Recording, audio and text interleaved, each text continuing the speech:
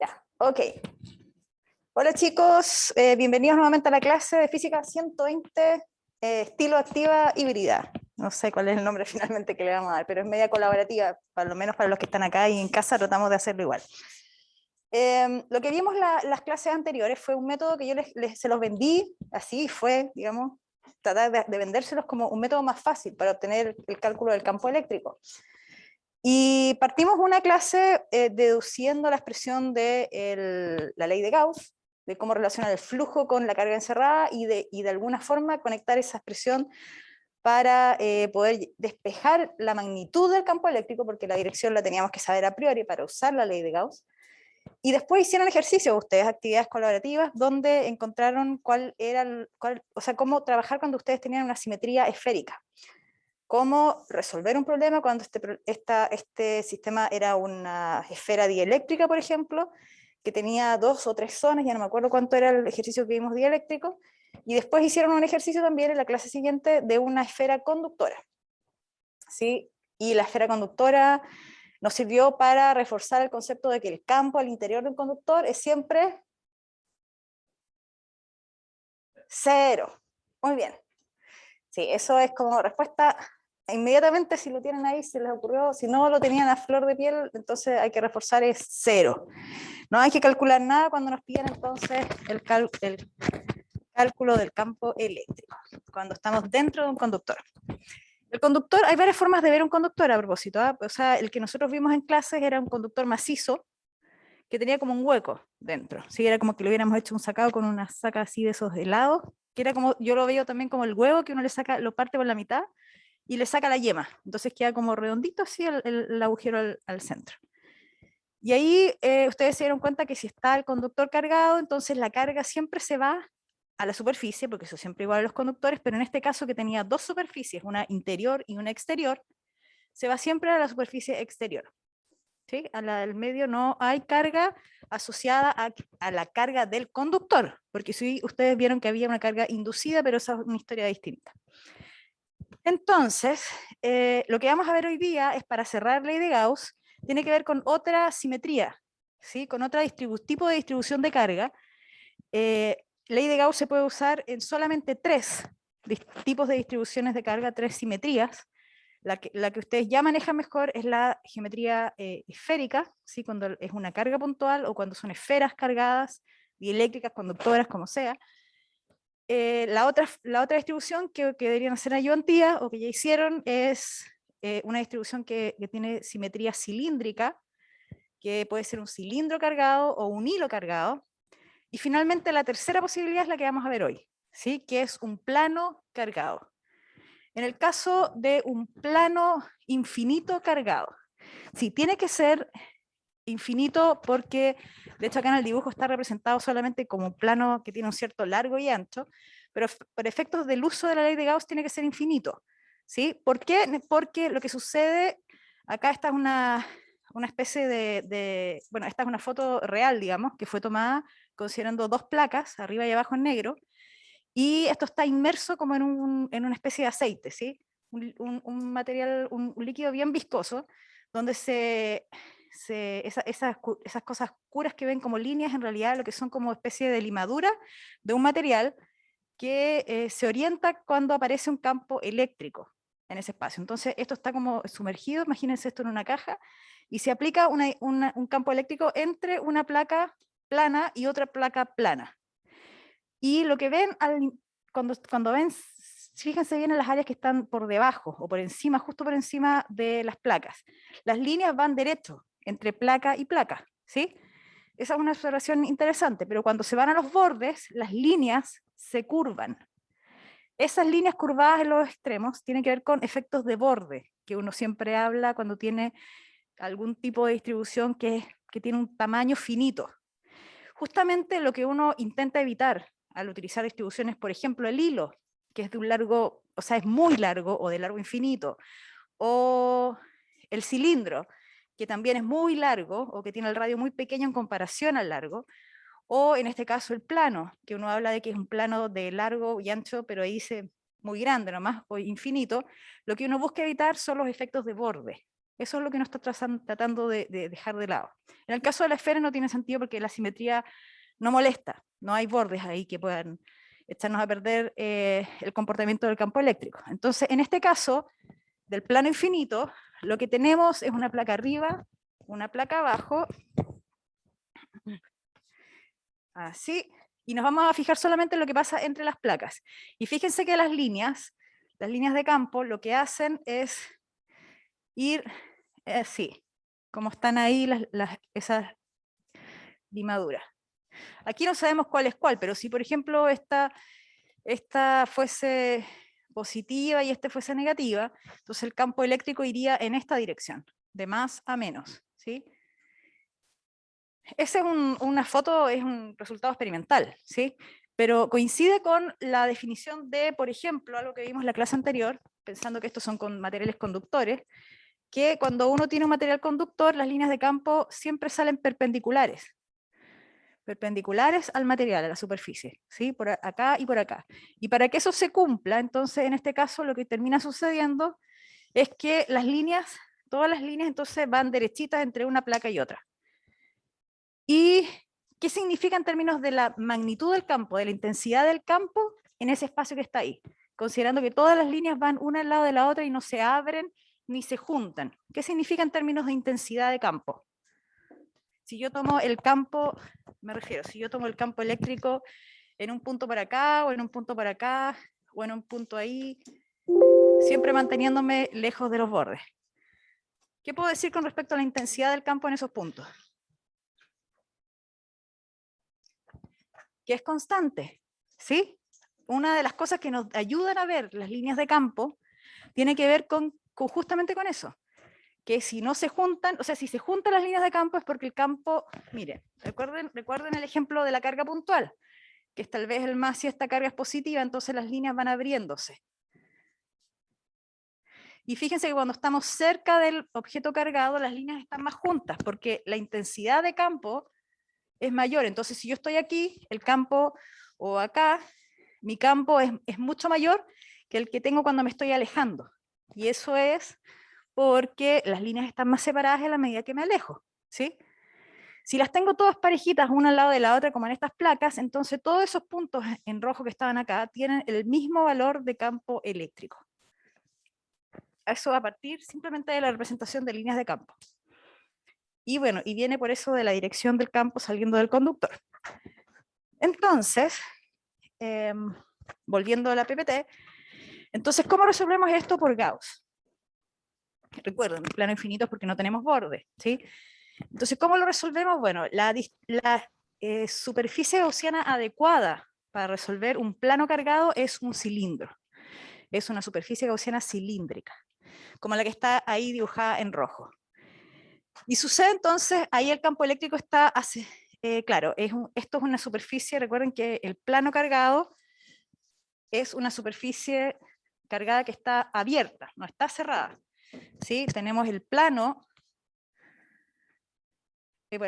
mirado de perfil, entonces tengo las líneas de campo que van, si es positivo, por ejemplo, la carga que tiene el plano, salen del plano, salen por esta parte superior de la superficie y por la parte inferior también salen. ¿Sí? Misma distancia para que se note la idea de que es el mismo valor a ambos lados. ¿Sí? Entonces, fíjense ustedes ahí que tenemos, a diferencia de lo que vimos en la clase cuando hablamos de conductores, yo les mostré un dibujo en una PPT donde salía como una superficie así media extraña. ¿Se ve? ¿Se alcanza a ver? Ya, perfecto. Entonces les puse como un cilindro acá. No sé si se acuerdan de ese dibujo que estaba en una slide. Ahí el cilindro y acá está como por dentro el cilindro. Entonces yo les dije, este es como una superficie conductora que tiene un cierto volumen, o sea, una cierta superficie así enrollada, pero es cerrada. La diferencia de este plano que es abierto. Y aquí era cerrada, ¿sí? Entonces cuando es cerrada, ¿qué pasa con el campo? ¿Qué pasa con el campo al interior de un conductor? Es cero, ¿cierto? Entonces, lo que yo considero cuando tengo la superficie cerrada es que este pedazo de acá, que es uno de los tantos pedazos, porque todo esto es superficie cargada, pero el único pedazo por el que pasa carga aquí, donde hay carga, por donde pasa el cilindro es ese que está ahí. Lo que considero es que ese pedazo ahí es el que, si esto es positivo, es el que me genera campo. Entonces, en todos los lugares donde tome un pedacito de área, voy a tener campo hacia afuera y campo hacia afuera, siempre perpendicular a la superficie. Pero no tengo hacia adentro, no tengo campo hacia adentro en este caso, ¿sí? Porque es una superficie cerrada. A diferencia del plano que sí tiene arriba y abajo. Entonces ahí en la slide, volviendo a la slide, se ve que las líneas de campo van por arriba, el campo eléctrico, la tapa superior, atravesando la tapa superior del cilindro, y por abajo la tapa inferior, saliendo del plano porque es positivo. Y entonces, ¿qué hacemos? Bueno, de partida, nosotros dijimos, esa superficie gaussiana que está ahí, la escogimos porque tiene que cumplir algo. No son al azar las superficies gaussianas. Yo les estoy diciendo, y ustedes me creen sin decir nada. Yo podría seguir adelante la clase y ustedes se quedarían con que es un cilindro de la superficie adecuada para el plano. Pero no es así como uno los escoge. Uno pasa por ciertos criterios para escoger ese cilindro gaussiano. Y entonces la forma de escogerlo tiene que ver con pasar con la reducción de la integral, con que tenemos la integral de flujo, que es esto, punto de A, y que al otro lado de la integral tenemos un escalar, un número, la carga encerrada partido por epsilon 0. Y yo necesito desarmar esto, entonces yo escojo esta área, esta superficie, con el fin, y sabiendo ya el valor del campo, de la distribución, con el fin de que al escoger este de A, yo logre que este producto punto se vaya y que la integral desaparezca. ¿Sí? Así es como yo escojo, yo ya sé la dirección del campo, porque lo sé por la simetría del sistema, y lo que yo hago es escoger el de A, el área gaussiana, que en ese caso acá es un cilindro, el rojo. Entonces veamos qué pasa en el caso del cilindro. En el caso del cilindro, yo tengo tres partes, y esto les va a servir para el control también, fíjense. Ahí tenemos si es un cilindro, tres superficies en el cilindro. La tapa superior, la tapa inferior y el manto del cilindro. Todo eso constituye la superficie que está siendo atravesada por el campo de alguna forma. Entonces, cuando tenemos el flujo, en este caso, tendríamos el campo por el de A en la tapa superior, tendríamos la integral, bueno, ya no es cerrado, porque ya estamos por parte, tendríamos el campo producto punto el de A de la tapa inferior, y tendríamos, y alcanza así, y el campo por producto punto el área del manto. ¿Sí? Esos son los tres flujos que tenemos para ese sistema que es el cilindro. Y veamos si puedo desarmar la integral, porque así la escogí la superficie para desarmar. ¿Qué pasa la dirección del vector área de la tapa superior con respecto al campo que atraviesa esa tapa superior? ¿Cómo son las direcciones entre ellos? Mirando el dibujo allá. Son paralelas, ¿sí? No sé si la alcanzan a ver. Tienen el cilindro, la tapa superior, ahí está si estoy solamente considerando la tapa arriba, el vector área, si yo tomo un elemento pequeñito, el vector área va en esa dirección hacia arriba, porque es plano esa tapa. Y el campo ahí está en el dibujo, pues el campo va hacia arriba también, ¿sí? Entonces, el producto, aquí voy a borrar, espero que lo hayan visto ya. Entonces, el producto punto en el caso de la tapa superior es directamente el producto escalar, ¿sí? De la tapa superior. Porque son paralelos, porque esto pasa de aquí para acá, porque el E es paralelo al de A, de la tapa superior. En la siguiente integral, lo mismo. Entonces, ¿cuál es la dirección relativa ahí entre cómo son entre ellos la tapa inferior con el campo que atraviesa la tapa inferior?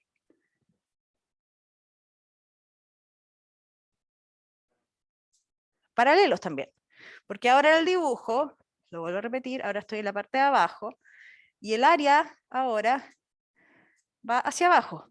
Mi idea, ¿alcanza a ver eso ahí? Ah, el de A no se alcanza a ver. ¿Sí? Ah, se ve. Ya, entonces el de A, un pedacito ahí, va hacia abajo, y el campo también va hacia abajo. ¿Sí? Aquí está, recuerden que aquí está el plano al medio. Acá arriba estaba el E y el de A. Entonces, fíjense que también pasa que son paralelos. Entonces también tengo producto punto que es simplemente 1, cuando son dos vectores paralelos. Entonces me queda E de A de la tapa inferior. Y finalmente lo que me queda es el manto.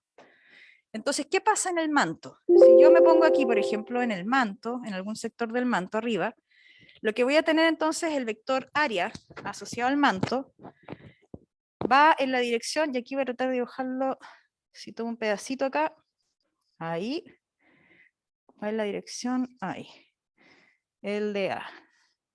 Si me muevo acá, tengo acá, y ahí está el de A. Si me pongo para acá, tomo un cuadrito, ahí, de A. ¿Sí? Todo eso son las direcciones a lo largo del radio, ¿sí? Entonces, ¿y el campo hacia dónde va? O sea, independiente si estoy a la mitad de arriba o en la mitad de abajo, si estoy en la mitad de arriba va hacia arriba, y si estoy en la mitad de abajo va hacia abajo. Pero ¿cómo son esas esas dos direcciones entre ellas? De esa área y de ese campo, en el manto. Perpendiculares, exactamente.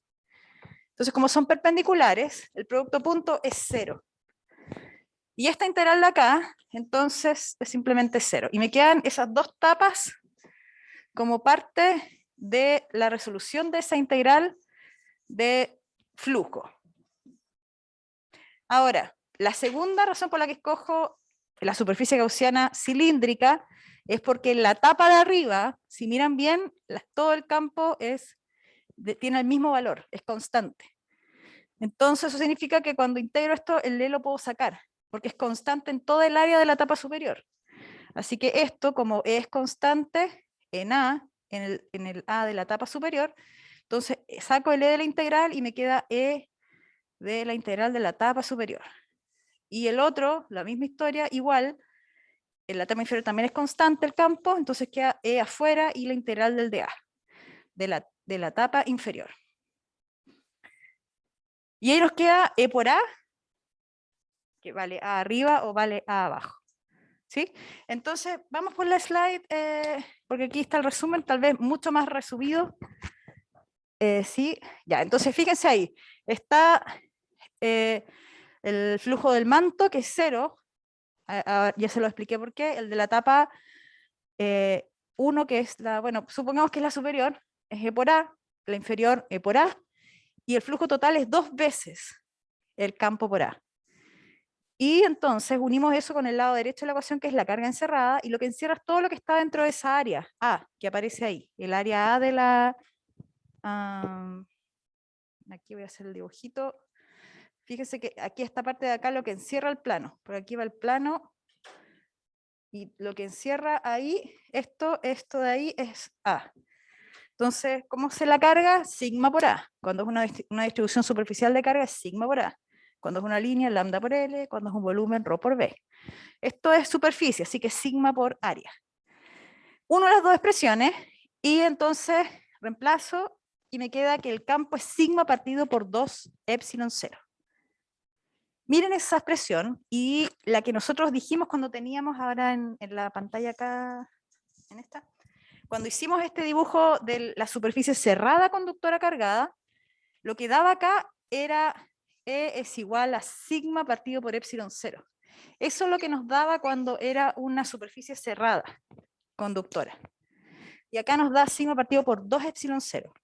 Esta es una confusión muy usual que hay entre los estudiantes, y tiene que ver con, claro, y a veces cuando les dan un conductor usan esa fórmula y a veces esa y no saben cuál es cuál. La manera más simple de verlo es que cuando es una superficie cerrada, como esa de allá, es sigma partido por epsilon 0. Y cuando es una superficie abierta, como esta, donde hay campo hacia arriba y campo hacia abajo, entonces tienen sigma partido por 2 epsilon 0. ¿Ya? Y ahí no se van a confundir. El plano siempre es sigma partido por 2 epsilon 0. ¿Sí? Perfecto. Anotar la expresión. Aquí fíjense que Gauss sigue dando magnitud, no nos da la dirección, porque la dirección yo lo sabía desde el inicio, porque estaba en el dibujo antes de ponerme a calcular cualquier cosa, y yo sabía la dirección. Y viene una pregunta conceptual. Disculpe, profe. ¿Sí? ¿Que podría repetir eso de donde los alumnos se confunden, porfa? Que no lo entendí bien. ¿Dónde qué? Cuando dijo que muchos Claro, no alumnos se se confunden confunde, una claro. parte. Lo que pasa es que dependiendo la pregunta, pueden decirles el campo de un conductor es. Y algunos pueden confundirse entre esas dos expresiones, sigma partido por epsilon 0 o sigma partido por 2 epsilon 0. Entonces, lo que tienen que hacer para recordar cuál es que cuando es 2 epsilon 0 es porque es un plano abierto, porque el campo sale por arriba, como en este caso, y por abajo también. Entonces tienen dos contribuciones, y por eso queda a la mitad cuando queda el campo. En el otro, que es una superficie cerrada, que solamente tiene campo hacia afuera, entonces ahí queda sigma partido por epsilon 0. ¿Sí? ¿Se entiende? Sí, vale, gracias, profe. Ya. Entonces, la encuesta está ahí. Tienen 3 planos cargados. Asumen que son infinitos, por supuesto están súper chiquitos ahí, pero asumen que son infinitos. Y tienen signos distintos, más sigma, menos 2 sigma, más sigma al otro lado. Entonces lo que tienen que hacer ustedes es tratar de encontrar cuál es el campo, la dirección del campo eléctrico entre las placas, en todas esas regiones que son 4, cuáles son los valores de, bueno, en algunos casos el valor porque dice 0, pero puede ser esa o no, y las otras son las direcciones. Entonces, ¿cuál es el conjunto de flechas, como dice ahí, o ceros, que describe mejor la dirección del campo? Entonces, acá, mientras lo piensan,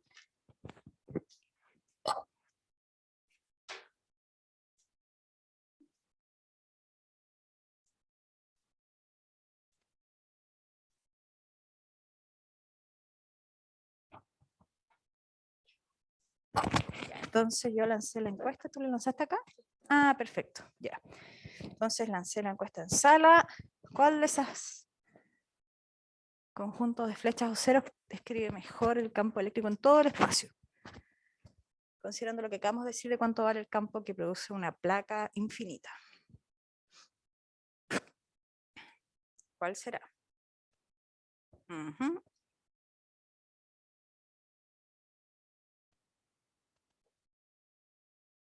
Necesitamos más votos, más votos. ¿Cómo vamos acá? Ajá, está parecido. Mira, está parecido. De verdad. Sí.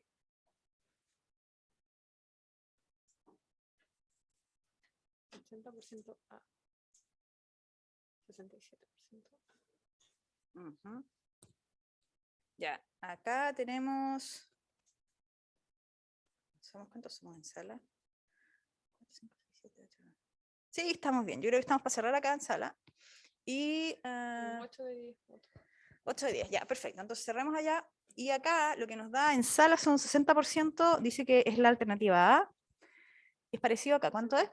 63% dice que es la A también en modalidad virtual. Entonces, veamos qué pasa con esto. Y aquí lo prefiero hacer paso por paso, a pesar de que la siguiente slide tiene como el resumen también, pero esto les puede servir, aunque se sabe lo que les pueden preguntar en un certamen.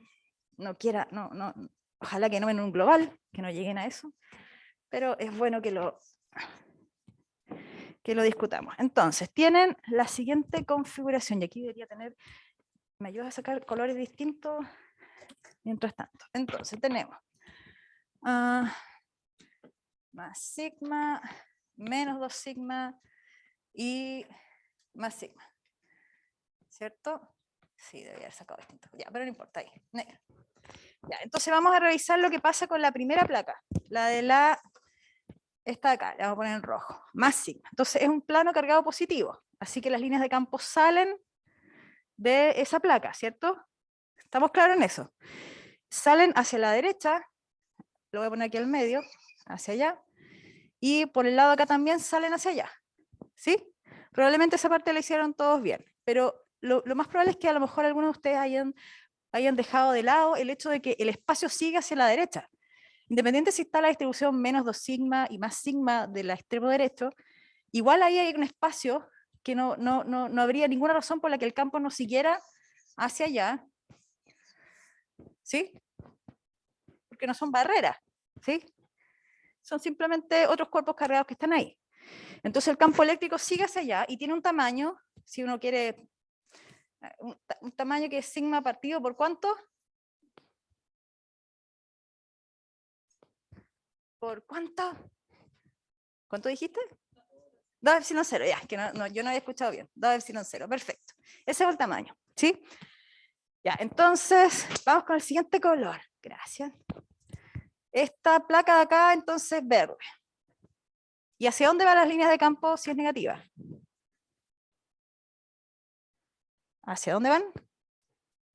Hacia la placa, hacia dentro de la placa. Entonces, la pregunta es, ¿tiene el mismo tamaño que la roja o no? ¿Qué tan distinta es? ¿Hay alguna relación que puedan decirme? El doble, ¿sí? Porque piensa que la expresión es sigma partido por 2 epsilon 0, es sigma, el valor de sigma. Y en ese caso el valor de sigma es menos 2 sigma. Entonces va hacia adentro de la placa, porque es negativa la placa. No me quedó tan bueno el largo, pero consideren que es el doble de la roja, ¿sí? Y va por este lado de acá, hacia adentro de la placa. Pero el espacio sigue hacia la derecha y la izquierda, lo mismo que en el caso rojo. Entonces, y aquí voy a borrar esto para que no quede tan raro, por el lado izquierdo siguen hacia la placa y por el lado derecho siguen también hacia la placa las flechas del campo eléctrico. ¿Sí? Finalmente nos queda la tercera placa, gracias, que esta es naranja, y es positiva. Entonces salen las líneas de campo de esa placa y es sigma, así que es como la de la izquierda, mismo tamaño de flecha. Y por el lado de acá sale, y por el lado de acá sale, y por el lado de acá sale también. Porque estoy solamente fijándome en lo que produce esta placa. ¿Sí? Las flechas corresponden a esa placa. Lo mismo con la roja y lo mismo con la verde. Entonces, ahí uno puede hacer la suma. Por ejemplo, estas dos son iguales en tamaño, pero van en direcciones opuestas. Entonces, estas se van. Aquí lo mismo, ¿no? Se van. ¿Qué pasa en el extremo acá? ¿Cuánto da en el extremo izquierdo? 0, porque son 2 hacia un lado izquierdo y 2 hacia el lado derecho, así que es 0. ¿Y el lado extremo izquierdo, derecho digo? 0. ¿Cierto? Entonces ahí si vamos al slide, donde está la respuesta. Chunk.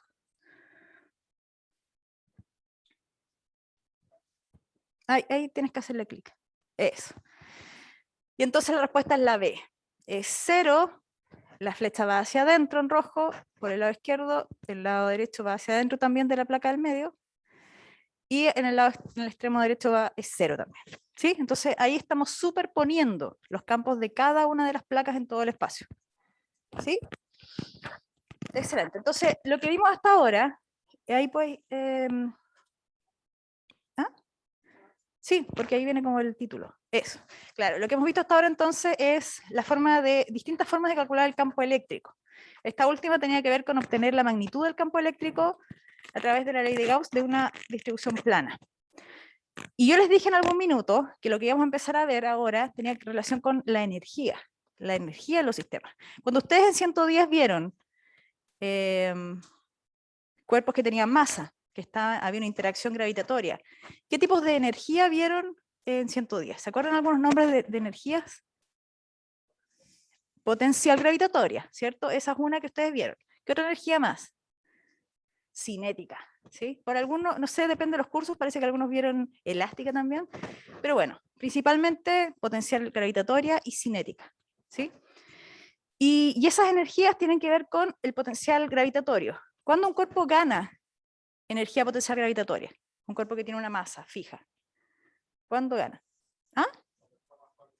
Cuando está más alto, cuando hay una variación de altura, ¿cierto? Yo sé que va a tener más o menos energía un cuerpo si yo lo agarro desde aquí. Si lo agarro desde acá, es mayor la altura con respecto al piso, sí que tiene mayor energía potencial eléctrica.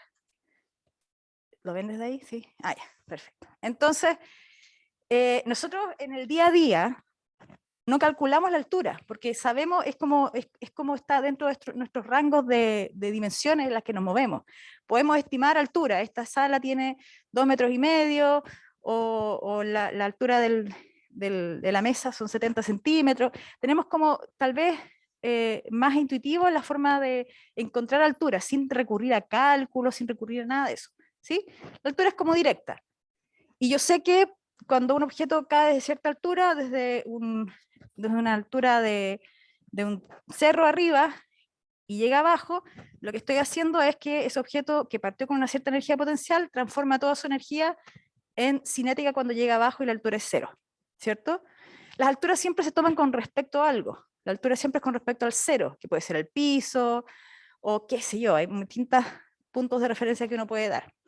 En el caso eléctrico, todo esto que yo les estoy hablando de energía asociada a la altura, en el caso eléctrico se da de la misma forma, exactamente igual. Lo que pasa es que ya no es la altura la que define que un cuerpo gane o no energía potencial. Lo que hace que gane energía potencial ahora con el apellido eléctrico es justamente el potencial. El potencial es un número, tal cual como la altura lo es. Tal cual como la altura, esa que nosotros podemos estimar a nuestro alrededor, de todas las cosas. Pero el potencial es más difícil, porque es algo que no está en en lo que hacemos cotidianamente, ¿sí? Porque el potencial, ¿cómo lo obtengo? ¿Cómo lo mido? Normalmente lo que uno hace es medirlo. Si uno tiene a mano un multímetro, puede medir entre 2 puntos, por ejemplo, el potencial, la diferencia de potencial. Y eso sería exactamente que en el caso gravitatorio, medir con una regla la diferencia de altura. Entonces, lo que nos vamos a dar cuenta en el curso, que a pesar de que tienen la misma idea, el mismo concepto de altura y potencial, en el caso del potencial vamos a tener que hacer cálculo de potencial, ¿sí? Porque no es directa la forma de obtenerlo. Nosotros podríamos, de hecho, calcular la altura a partir de expresiones de gravitación, pero como tenemos tan normalizado las dimensiones de altura, entonces no lo hacemos. No así con el caso eléctrico, entonces vamos a tener que recurrir a cálculos de potencial. Pero, insisto, el potencial finalmente lo que nos va a permitir es entender cómo cambia la energía cuando un objeto se mueve de un punto con un potencial a otro punto con potencial. De la misma manera que una masa cuando se mueve de un punto de cierta altura a otra altura. Entonces, para hablar del concepto de potencial, eso. Primero nos vamos a meter en el mundo del trabajo. El trabajo, ustedes lo vieron en 110 y probablemente, no sé, me confirman ustedes, lo deben haber visto como una definición similar acá, pero sin la integral. No sé si lo vieron con la integral. ¿Se acuerdan? ¿La expresión la vieron con integral o sin integral? Sin integral, ¿cierto? Bueno, ya sabemos que las integrales se pueden desarmar, ¿sí? ¿Cuándo se podría desarmar esta integral? ¿Cuándo esto podría dejar de ser una integral y volverse una fuerza por desplazamiento? ¿Cuándo pasaría eso? Cuando la fuerza es constante. Entonces, probablemente todos los casos que ustedes analizaron son casos en que la fuerza es constante. Y por eso no era necesario hablar de esta integral que está escrita ahí. Pero nosotros nos vamos a mover en un mundo donde las fuerzas no son constantes. Entonces, tenemos que recurrir a la expresión integral. Y la expresión integral lo que nos dice del trabajo, cuando tengo el movimiento de un objeto, y fíjense que aquí no dice si es gravitatorio, si tiene masa, si tiene carga, no dice nada. Simplemente hay una fuerza ahí en rojo. Y el objeto se mueve entre A y B, y está esa fuerza externa aplicada. Y puede ser el peso, podría uno guiarse porque la flecha va hacia abajo, ¿no? Pero puede ser una fuerza eléctrica. Y se mueve entre A y B, y hay entonces un desplazamiento, una trayectoria que es media curva, así, no es recta, y entonces uno puede considerar elementos de esa trayectoria que son como ese elemento, la flechita ahí que sale en azul, el dl, a lo largo de todos los puntos de la trayectoria. Y entonces el trabajo entre A y B es el producto punto, entre el F, la fuerza aplicada externa, y los elementos, el producto punto entre los elementos de la trayectoria que está siguiendo. ¿Recuerdan ustedes si, bueno, lo vamos a conversar, pero no quiero que me respondan, sino que traten de recordar si dependía o no de la trayectoria el trabajo? ¿Sí? Eso es algo que van a ustedes reforzar en la actividad siguiente. Bueno, veamos si nos quedó clara la definición de trabajo primero. La siguiente pregunta conceptual no tiene alternativas, en realidad dice pregunta conceptual, pero ustedes me van diciendo cuáles son los signos del trabajo, considerando que esas son las direcciones relativas entre fuerza y elemento de trayectoria.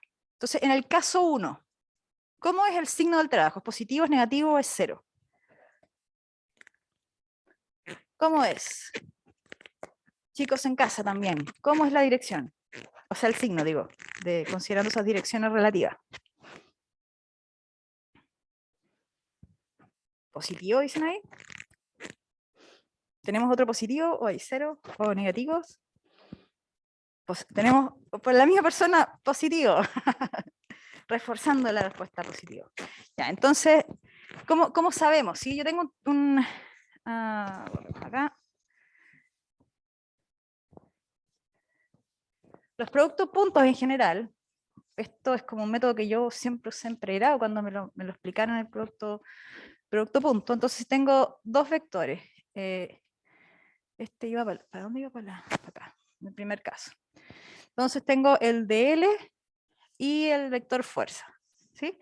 Entonces lo que uno hace para entender un poco el tema del producto punto, lo que uno toma es uno de los dos vectores, ¿sí? En este caso yo tomo la fuerza y la descompongo en dos componentes, en sus componentes. Esta componente que va hacia abajo, le voy a poner, no sé cómo ponerle, F, Y, gracias. Y la componente que va hacia la derecha, Fx.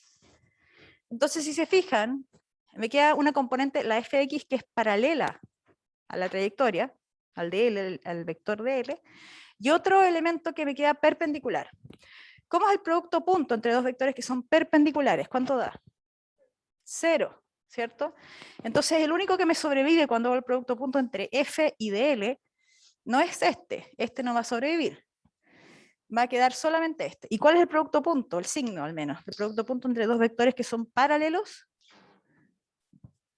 Positivo, ¿sí? Es cuando, si son paralelos, es cuando el producto punto es máximo. Más 1, si son paralelos. Ya, entonces, el siguiente caso, el caso 2, es cuando, fíjense cómo está dibujado ahí el dl y ahora la fuerza va hacia el otro lado. Entonces, considerando lo que le acabo de decir, las proyecciones, imagínense la proyección de la fuerza. Entonces, en X y en Y, ¿cómo queda ese producto punto? ¿Positivo, negativo o cero? Negativo, escucho más negativos, parece que alguien dijo positivo por ahí, pero negativo, ¿sí? Porque en este caso, volviendo al ejemplo que estábamos dando recién, entonces ahora, mejor todo de nuevo. Entonces el dl va para allá, la fuerza va para acá, y lo que yo hago es dibujar nuevamente las componentes. Entonces dibujo la componente, esta es esa, en el eje Y, y la componente en X es esa, Fx.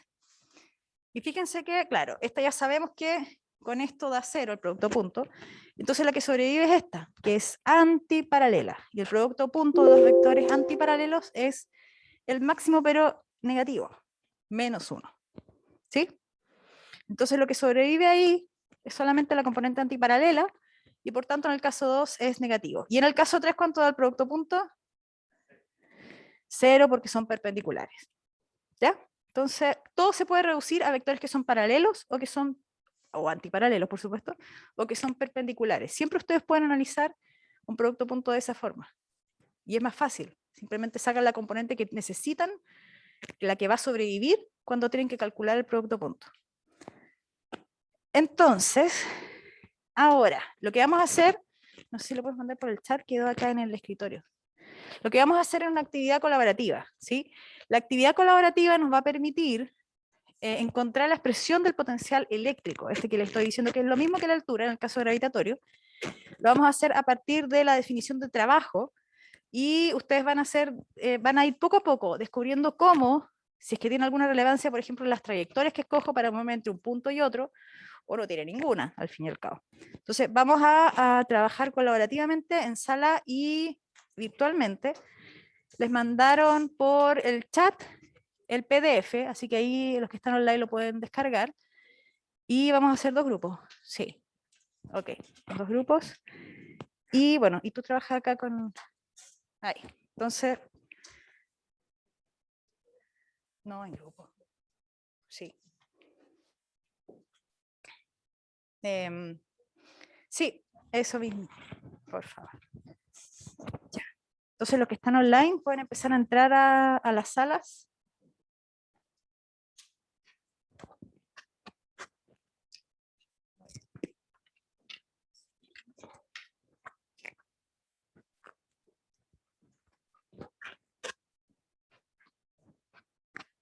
Not started. ahí. Ya, ok. Ahí están abiertas entonces las salas para que los que estén aquí conectados puedan... Ah, Ignacia, estás ahí. Qué divertido. Ya. Vayan, entonces... Eso, perfecto.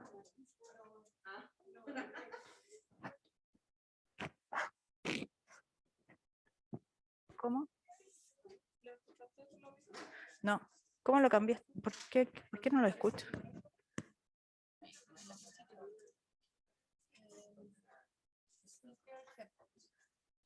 Aló, aló. A ver, voy a ver si me ven o me escuchan. Y aquí le vamos a dejar multiple participants.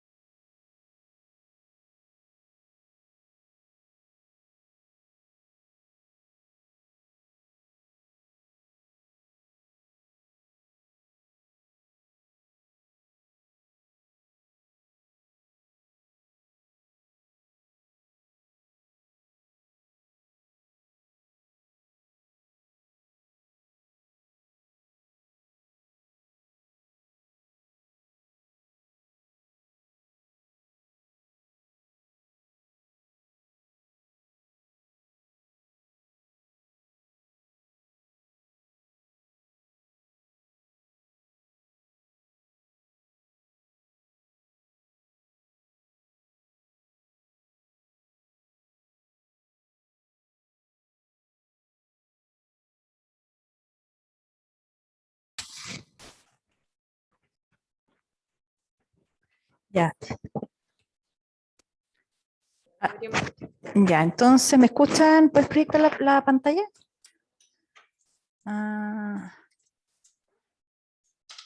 ¿Esa?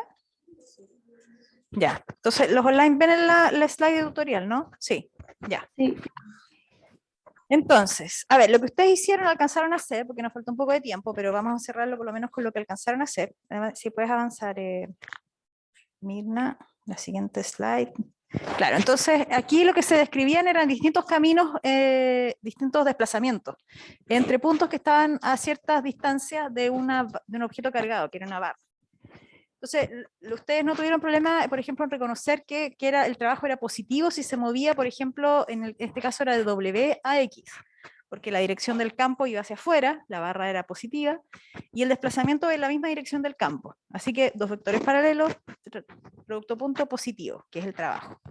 Después cuando se iba desde X a W, el campo seguía teniendo la misma dirección que es hacia afuera, hacia la derecha en ese caso, y de X a W el desplazamiento va en la dirección contraria al campo, son antiparalelos y por lo tanto entonces es negativo el trabajo.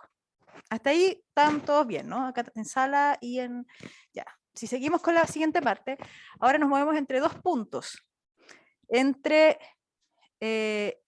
dos puntos de una manera bien especial que son trayectorias curvas. Tampoco tuvieron problemas en reconocer, por ejemplo, que cuando nos movíamos entre X y Z, el campo que es radial era perpendicular a la trayectoria que era tangencial. En todos los puntos ahí que me movía entre X y Z.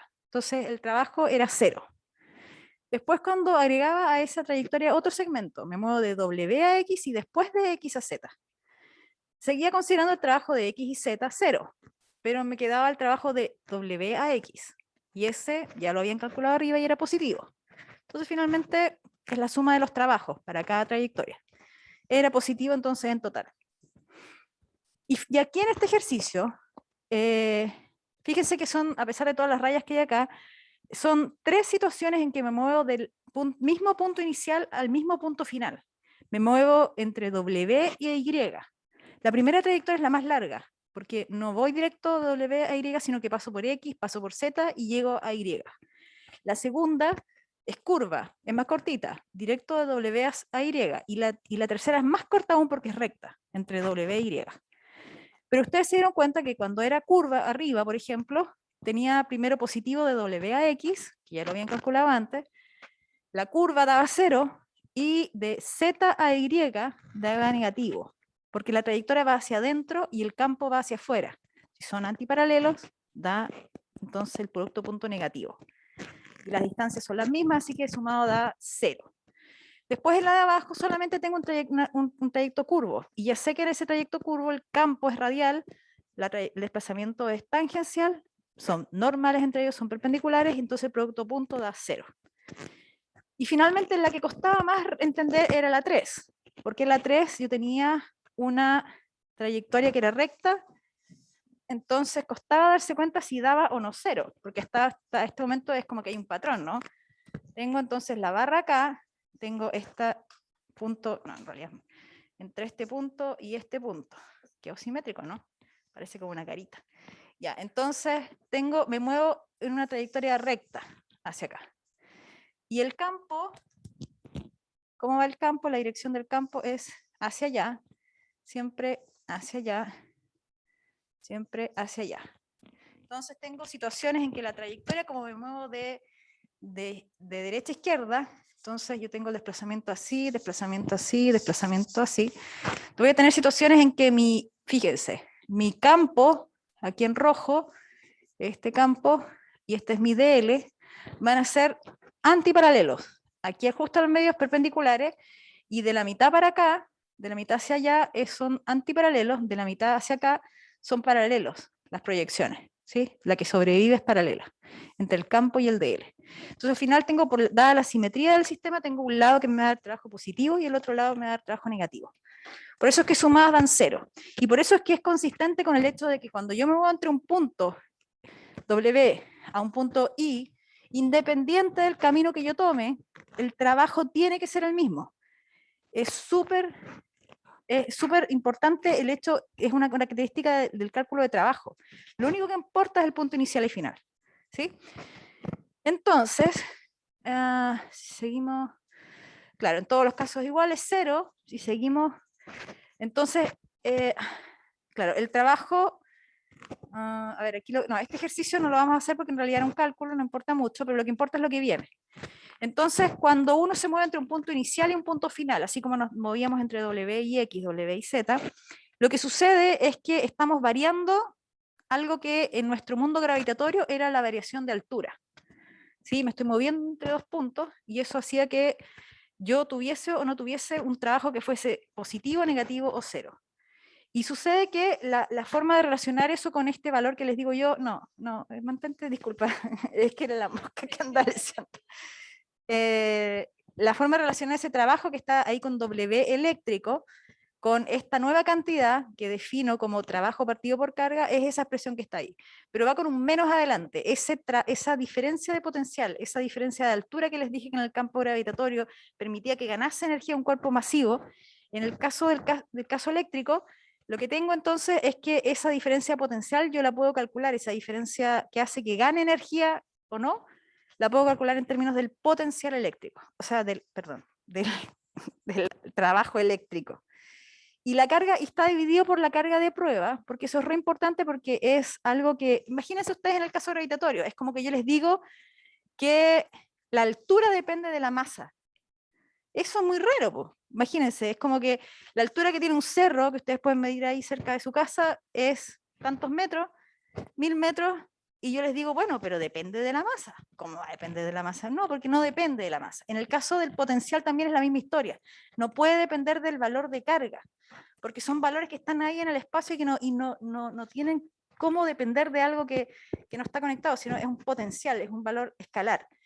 Y entonces ese potencial, para que no dependa de la carga, que sí está en la expresión de trabajo arriba en el numerador, lo que hacemos es ponerlo como en el denominador la carga, y automáticamente no hay dependencia con la carga que se está moviendo ahí en ese espacio. Entonces eso es re importante para que no se olviden que el potencial entonces no va a depender de la carga que se está moviendo. De la misma manera que cuando yo calculo alturas no depende de la masa que se está moviendo en esas alturas.